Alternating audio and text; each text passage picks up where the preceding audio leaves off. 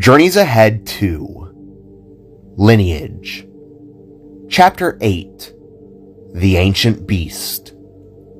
Written and narrated by T.S. ProArt.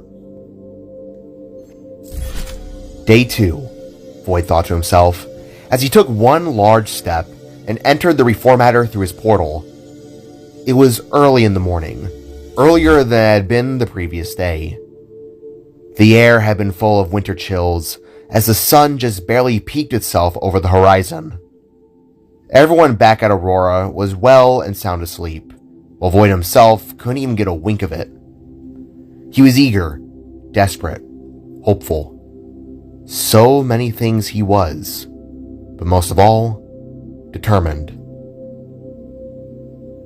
Marching before the matter vat, Void found there to only be one spark active at its front.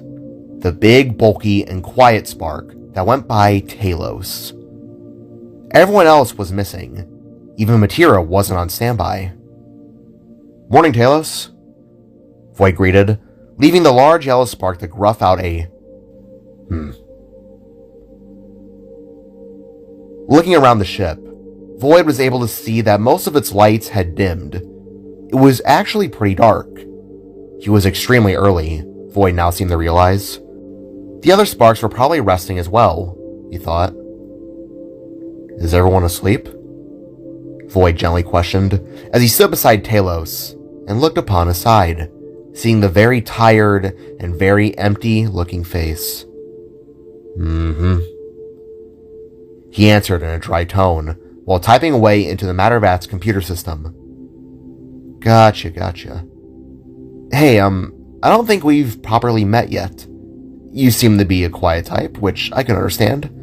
I was like that once. Now look at me." Void babbled as he tried to spark up a conversation with his fellow companion. Talos, however, didn't respond.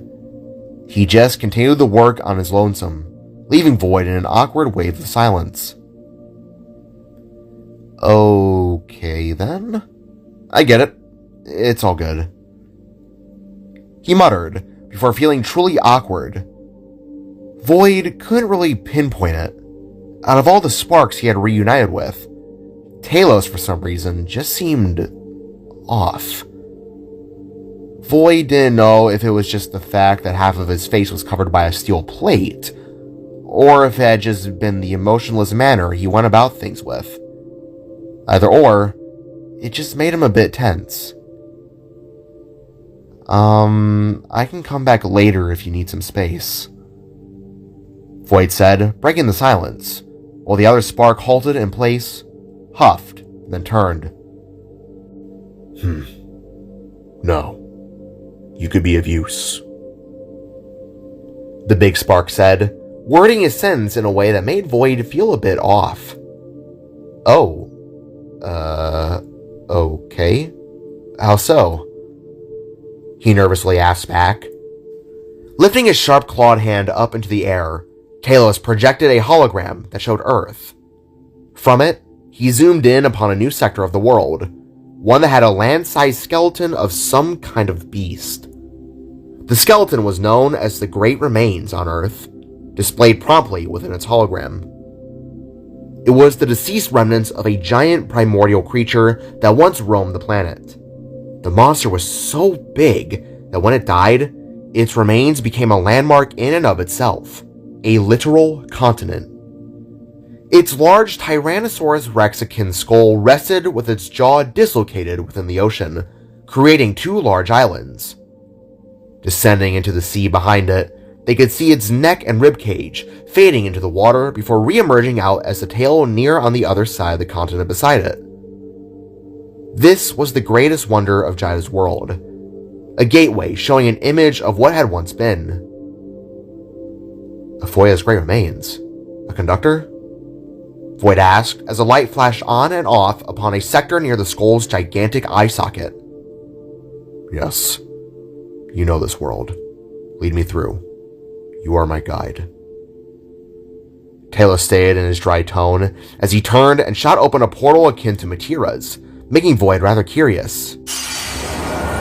"Oh, well, unfortunately, I haven't haven't been to this place yet, but I've always wanted to go," Void revealed as he awkwardly followed Talos, who seemed to just want to get things over with. "Oh, okay. You just lead the way yourself, then," Void mumbled as the both of them crossed through and entered a very interesting environment.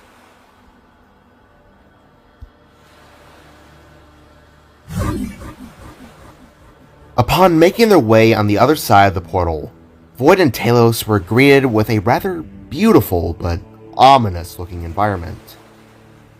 The Great Remains, although at its core was a gargantuan skeleton, was an expansive territory defined by its rugged terrain and breathtaking natural beauty. As the Sparks glanced at the massive lands, they were able to make out mountains, tundra, and vibrant coastal regions continuing to shape the identity of this fascinating part of the planet. A colossal expanse of ice covered a good portion of the region, but that didn't stop visible tourists from going about their business. From all around, the two could see many tour boats with the same skull shape as seen upon the world map, plastered upon their bows. Within the surrounding bodies of water, towering icebergs broke away from the edges, forming dazzling shades of blue and white as they floated across the icy waters, glimmering under the cloudy gray sky. Given that they are on the other side of the world, the sun had begun to set in this area, making the scene look a tad blue.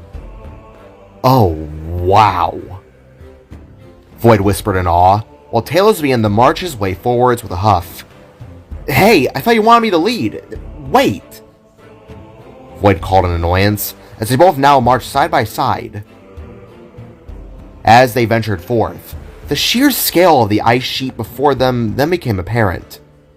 Towering peaks looked to jut through the frost, their rugged summits piercing the clouds. This winter setting, however, was not devoid of life, the Sparks noticed. Despite its cold grasp, it served as a vital habitat for various species that could be seen. There were seals bobbing in the frigid waters below, while migratory birds flew across the waterways, making it feel as though spring had begun early.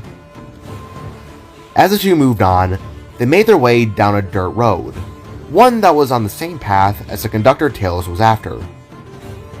Silently looking out to the side and beyond the glaciers, Void could see that the land transformed into a surreal expanse of tundra, a realm where vibrant flora defiantly blossomed, even during the powerful winter months. The barren palette looked to burst with life with delicate blooms of purple flowers and yellow poppies, contrasting sharply against the muted greens of mosses. In this harsh yet striking environment, resilient Arctic foxes and nimble reindeer also roamed, adapting to the cold and stark realities of life within the south. The craggy shorelines were interspersed with small, colorful settlements, where communities thrived amidst the splendor of nature. These towns down below Void's view exhibited a harmonious blend of tradition and modernity that mainly woodland humans adopted. Here, the warmth of the wooden houses stood in contrast to the ice-blue waters of the sea, where kayaks glided silently through the pristine, glassy surface. The coastal waters teem with life, as the rich marine ecosystem drew both native fishermen and adventurous tourists. Majestic whales breached the water surface in a breathtaking spectacle to Void's shock, who couldn't help but stop for a moment and gaze at the beauty. Nearby, massive glaciers caved, sending echoes through the air as they crashed into the sea, a stark reminder of the power and fragility of nature. "Oh man, Chida would have loved this place," Void whispered with a hint of wonder before turning and continuing to follow Talos, who paid no mind to any of the beauty. "Look up, Talos. You're gonna miss out on the spectacle," Void shouted to his ally, who could have been a brick wall if anything else. As they strolled down a mossy slope, the Sparks eyed several tourists with children, some of which holding on to toys of serpents, spiders, and all kinds of monsters. "I want to see a colossal one day, Dad," a little Lavin wolf said as he tugged upon the bigger wolf's arm with a smile. "Perhaps one day, son, but all are either asleep or extinct," Would you like to see the Anguina skeleton instead? The Papa Wolf asked the boy, who made an excited squeal as they moved along. Nova, son. These people are here for a reason. Why? What are these colossals the mutt spoke of? Talos finally talked, but as an ask, while refusing to break eye contact with his map. Oh, well, the Great Remains and its landscapes harbor stories of an ancient past, one of gargantuan creatures Earth's residents referred to as, colossals. Void stated, as him and the bigger Spark marched side by side once again. Buried deep within the Earth sleep gigantic monsters, basically. Kaiju, if you want to be nerdy about it. Void explained on, as he playfully bared his teeth and raised his metal hands into clawed fingers. Talos, however, wasn't amused. Well, long story short, the Great Remains are theorized to have been the mother of all the colossals that are currently residing within Earth. Well, the ones we know of, at least. So, there's some trivia on this planet. Void explained as they marched before a bustling shoreline full of gift shops and excited tourists. This place is a big attraction spot for history buffs, if you couldn't tell. Void ended, while Talos looked on ahead towards the water. Conductor is 12 miles north. We'll have to get across the water to reach it. Talos stated, as he raised his arm, only to see that the portal device within was recharging. He gruffed, while Void, tempted to, didn't want to waste a charge of his own, just in case things got hectic with the conductor. Hey, I got some cash. Let's take one of those boats and get across. Void stated as he gestured to a tour guide's boat that was accepting passengers.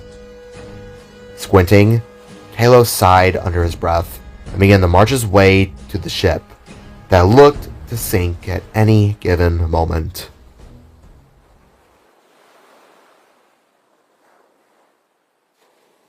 Hello, everyone! Thank you for choosing today's ride across the Great Remains. My name is Rick, and I will be your guide. The captain of the boat called out for everyone to hear as the craft rocked up and down upon the crystallized, splashing waves below. Before the speaker sat a group of people, most of which were woodland humans. This is what Void was able to estimate while he and Talos sat in the back of the boat, tuning out the tour. The breeze was brisk and sharp. It slapped the duo in their faces, feeling as though the freezing water itself was being doused on their skin. Lovely weather, huh? Void asked with an elbow nudge, trying once again to make conversation. But Talos, he was still as stone cold as he was from before. He went, while continuing to gaze at his map. Biting the inside of his cheek, Void felt as though he should continue at least to try and be friends with Talos. Sure, he never knew him beforehand, but Void didn't care. For all he knew, Talos and the other Sparks were the only ones he would come across. Keep trying, he told himself. Disengaging his map and then reaching into his cloak pocket, Talos once again took out that mysterious photo from before, only for it to suddenly get taken by the wind. No! He cried as it spiraled overboard. Thankfully, with one extended limb and snag in his fingers, Void caught the slip of paper before it was lost forever. Got it! He said with a smile, whilst retracting his limb back to normal. That was a close one. Here's your... As Void lowered the image down, he was able to make out the exact details within it, and what he saw made his heart shatter. The image was taken from a Polaroid camera, a small rectangular white piece with a squared picture within. Looking back at the spark were three people. The first was Talos, whose face was whole and smiling. Beside him, a Sparket, yellow too, and tall with 4 arms. Her eyes were a green that matched a dress of similar shades. And standing before them, with a big, toothy smile and spark cat in her hands, was a little girl, looking to have been no older than 10. With an angered gruff and snatch, Talos reached his natural hand out and took the photo back. Give me that! Locking eyes, the two sparks stared with mixed emotions. Void with remorse, Talos with irritation that slowly faded to a defeated haze in his heart. Talos, the smaller spark whispered with remorse, with a hand reaching out for his companion. Don't bother with your sympathies, boy. Don't waste your breath on something I've heard 1,000 times over. Flinching the Talos' sudden retort, Void lowered his hand and awkwardly looked off to the side, watching the waves continuing to splash on by. He didn't really know how to carry on from there. It really explained a lot. A husband, a father. After something like Salvaheim, Void could only imagine what could have been happening in Talos' head. I lost my parents during the fall, but you probably already know that. I understand your pain to some degree. Void at last spoke, making Talos look to the side and stare out at the ocean. I said, don't. The bigger spark repeated, all while his remaining eye began to soften towards the image of his lost loved ones.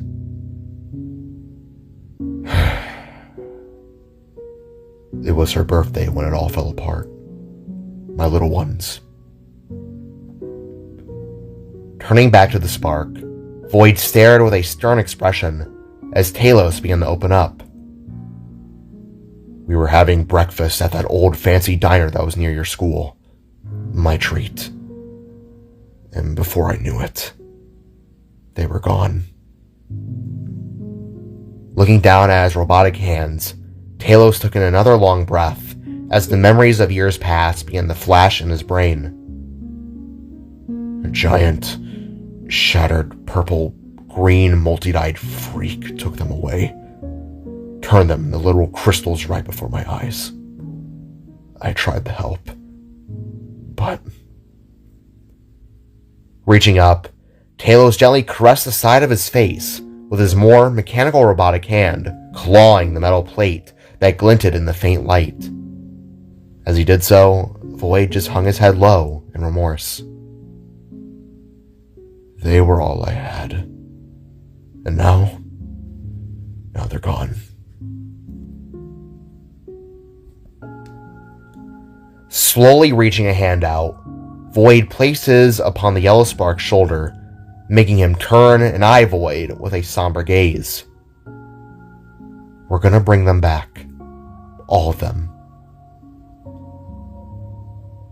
With a little huff, Talos nodded down the Void before stuffing his photo back into his cloak, all the while keeping a stern face on display. I know. And I'm not gonna stop at nothing until they're back in my arms. No matter what. With a sudden shift and sway, the boat halted upon a dock. This area they stopped at led into a large expanse of boulders, gigantic bones, and a massive pool of water, which in actuality was a great lake of earth. This lake, in quotations, could have been seen from the map. It was actually the eye socket of the gargantuan skeleton the sparks walked upon. That's how massive the creature was in perspective. An eye that was so big, it took up a little portion of the planet's water spots. As everyone got off the ride, the tour guide went on to explain things that the two sparks didn't pay attention to. Instead, they began marching towards the very lake itself. This way. Talos gruffed, while Void took in the scene. The bones he had noticed were like trees, a bunch of ribs, femurs, and remnants of ancient beasts long since passed. They were all jutting out of the ground at curving and cracking shapes, looming over everyone and making them feel smaller than life. Instead of dinosaurs, this Earth had colossals. For the few that remained, Void would rather just see them as bones. It's in the lake, too far below. If we were to dive in, the water pressure could crush us, Talos stated as he transformed his left, modified arm into what almost looked like a t-shirt cannon used in sports events. Are you kidding? Got a plan? Void asked, as Talos suddenly shot a glowing rocket of light that curved high into the air and plummeted back down with a heavy splash from afar. Turning their heads to the audible sound of a gun being fired, the visitors of the Great Remains all eyed Talos as Void did the same, completely taken aback by his action. My depth charge should release a pulse strong enough to dislodge it. Given that it hasn't moved, I doubt it was able to transform into anything lethal.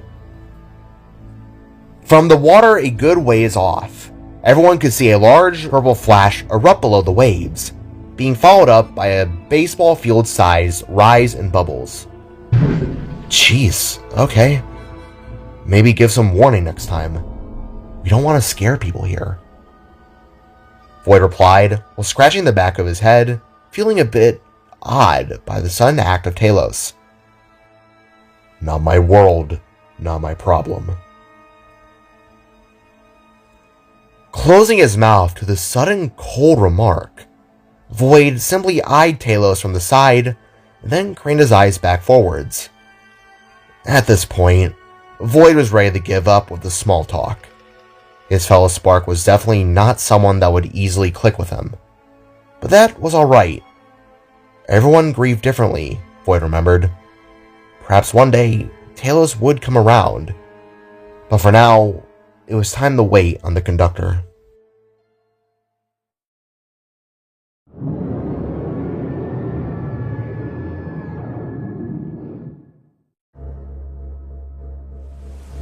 What was that? Void questioned with a shiver as a muffled cry came from below the waves. With a sudden alertness in everyone's hearts, they all craned their sights towards the bubbling water, having heard the sound as well. Was that a whale? A man asked from the back. What did you do? The tour guide from earlier called, as he and the other tourists began to approach the water's ledge. The sound then suddenly came again, louder and more audible than before. The lake's waves suddenly began to shake and ripple from the noise that was without a doubt some kind of roar. It was the call of some kind of creature, a giant. Feeling a cold sweat beginning to pour down his brow, Void continued to watch and feel dread as the soothing waves began to grow more violent. The cold gray skies above then began to drop a mixture of snow and rain, sleet-like ice that looked to have come from nowhere. Talos? Void asked in a nervous manner as he slowly began to deploy his battle helmet. Talos, however, remained calm and still, only staring forwards with the slightest squint in his eye. Without warning, the water erupted into a violent surge, a towering wall of aqua colliding violently with itself as the outline of something massive began to emerge. Like a giant inchworm, a shape that was a mixture of bright scaly teals and glowing reds hopped up and down. An audible gasp came from the tourists as boats were knocked aside and across the waters, some even getting tossed. With one final leap and rise, a gigantic serpentine-shaped beast emerged. This was no ordinary creature. Its scales glistened with iridescent teal hues, a spectrum of greens and blues that seemed to change with every movement the Titan made. Upon its underbelly was a maroon-looking type of skin, so sharp that it looked as though that would cut through cruise ships. Its gigantic head then sliced through the surface, revealing rows of knife-like teeth and multiple red eyes the size of small cars, gleaming with a malevolent intelligence. Around its head and along its shimmering back were glowing flower-looking fins that sent surges of ruby-red power coursing through its body. It was a colossal, a serpentine colossal, that to Void and Talos' dismay had the conductor latched around its forehead, the one that was a cherry black glowing color. As the serpentine coiled and writhed, the sound of crashing waves and splintering wood filled the air. Boats nearby capsized, their passengers screaming in terror as they were tossed into the churning lake. The serpent, oblivious to its surroundings, let out an earth-shaking roar that resonated like thunder across the coastline, sending shockwaves through the small towns and those clustered along the shore before the monster's might.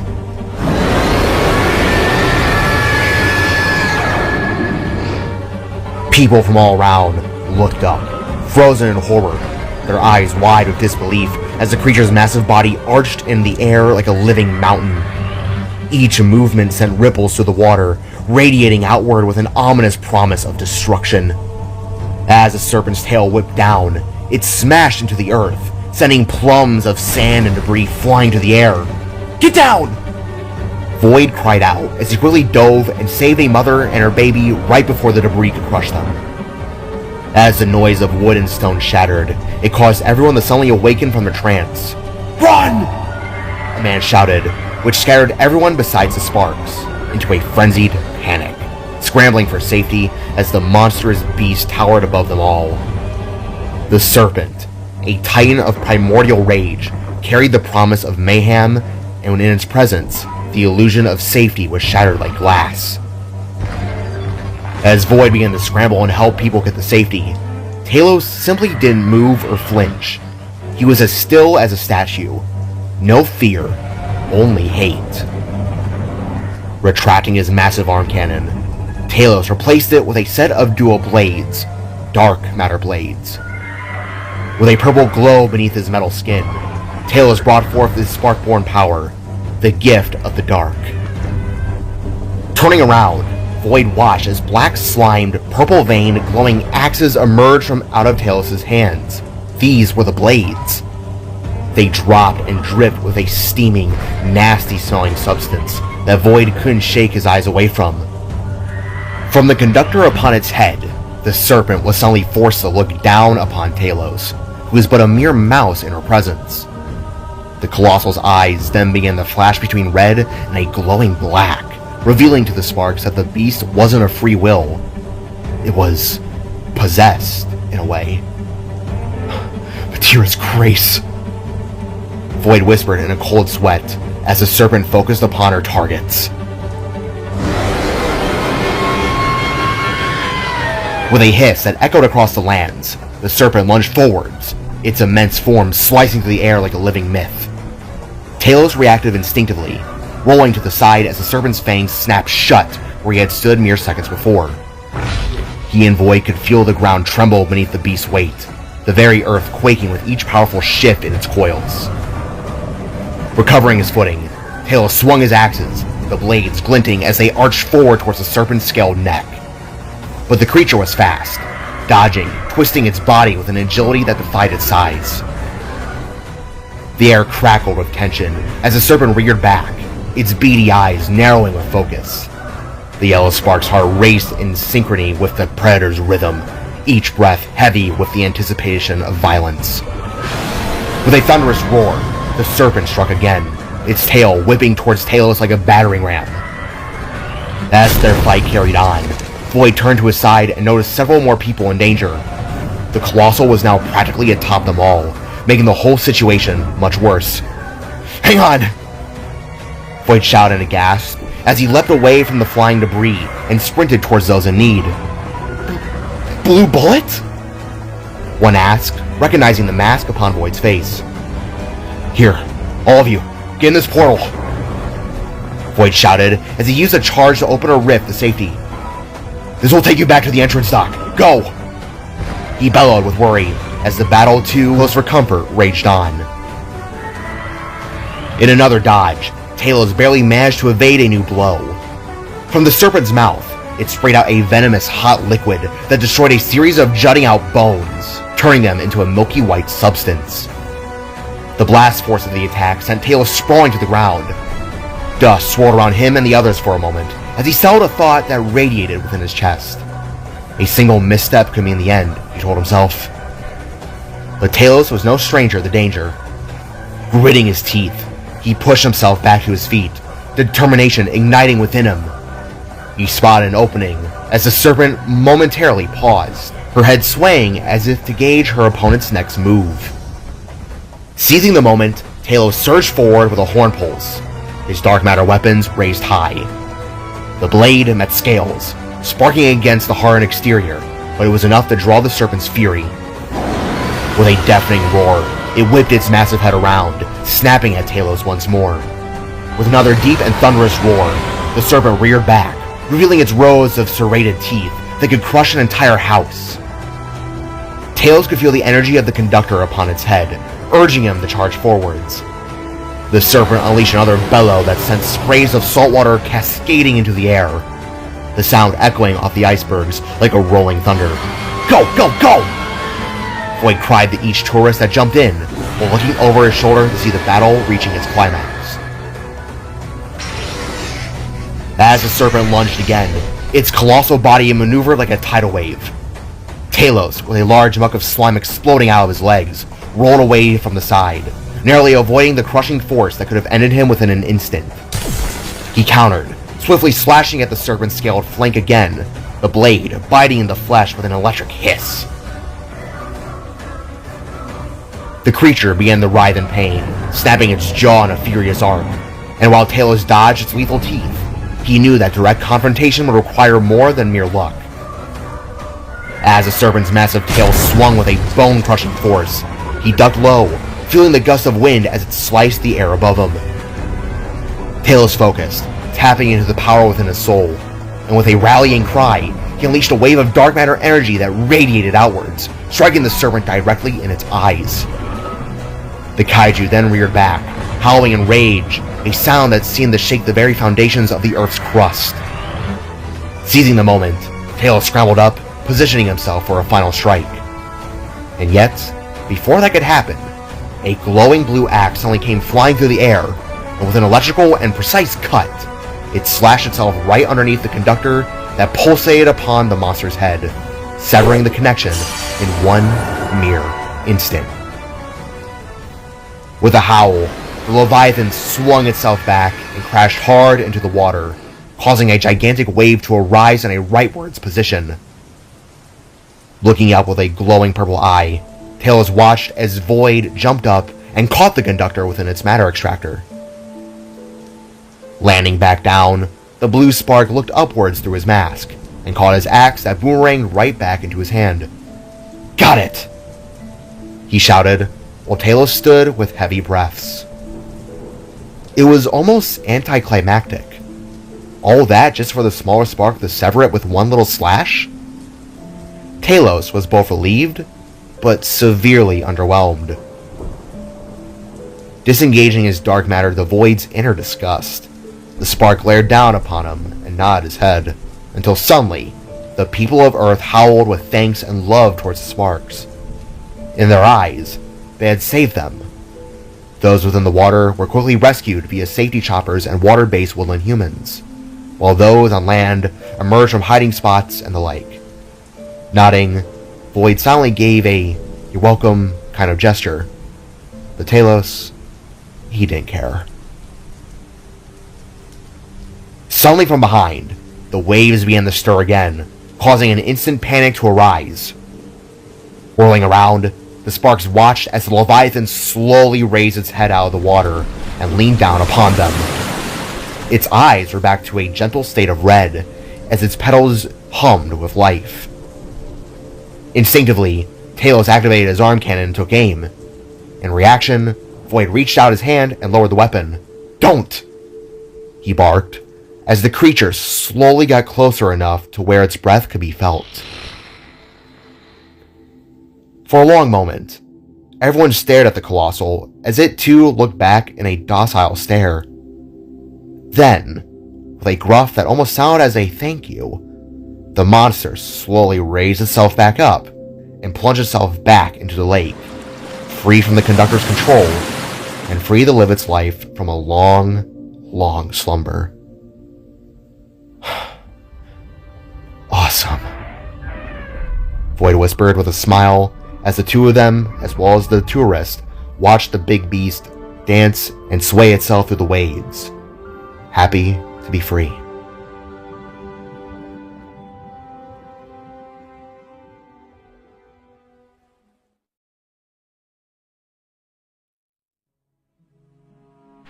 You woke up what? Jida started through a FaceTime call as Void put the conductor back into its Mattervat's confines. With a pulse of grays, the ship hummed again with power, leaving the now waking up Sparks to look around with relief. Not me, Talos. Should have seen it, love. The thing was huge. Void replied when Core suddenly approached Talos and got up in his face. You used a seismic depth charge with innocent civilians on standby? What were you thinking? The coal-shaded Spark demanded to know with an angered tone, which Talos didn't flinch to. It was necessary. No one died anyways. You're welcome. With a huff, the large yellow Spark returned to his duties at the Mattervat's front control station, leaving everyone a bit baffled by his almost lack of empathy. What's a colossal? Joby asked with a tired yawn as she stood beside Sika with a blankie in her hand, whilst Gluppy also rested upon her head. It's a giant monster. Kaiju, basically. Nock tried his best to explain through the phone, as Void began to slowly step away from the machine. Yeah, but don't worry about it, kiddo. It went back into the water and it's free and happy. Void did his best to reason, as Joby stood with a nervous look on her face. It matters not. Well done, both of you. Matira congratulated with a small hand gesture and nod, leaving Void to nod too, as well as Talos. We are well underway in finding the others. Much repairs are still needed, but soon we will be back on track. Would you care to help some more later on today, Nova-san? Matira then questioned the Void, who simply smiled with a sigh and nodded. Sure, but let me go see my wife and family first. Walking over and nodding down the Void, Core gestured with his hand, letting the little Spark know that he can leave. Take as much time as needed. You're not obligated to do this work for us, you know. The orange Spark reminded, to which Void shrugged. Alright, told ya. I'm helping you all see this through. With an ending shoulder nudge, Void shrugged Core off, waved his hand, and then left through a portal, leaving the Sparks back on their lonesome. You have a good brother, Core. A very good brother. Matira said, with a hand to his shoulder. Damn right, Core replied, while smiling at the fading blue light.